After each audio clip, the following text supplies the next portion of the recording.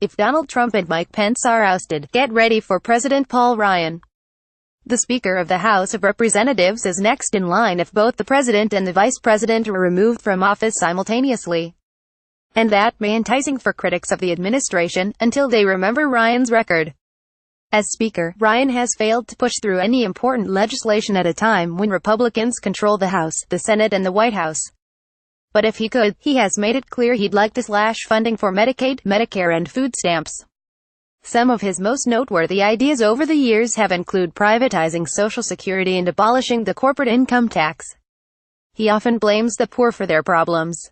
Keep up with this story and more by subscribing now. We have got this tailspin of culture, in our inner cities in particular, of men not working and just generations of men not even thinking about working or learning the value and the culture of work, he told a conservative radio host in 2014.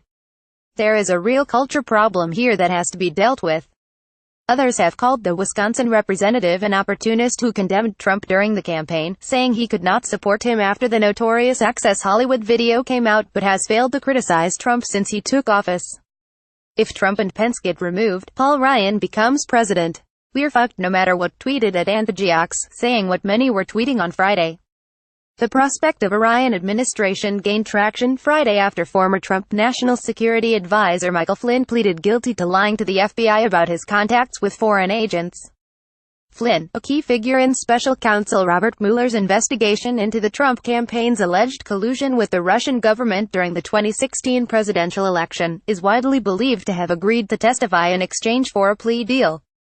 ABC News reported on Friday that Flynn will testify that Trump instructed him to contact Russian officials during the 2016 campaign.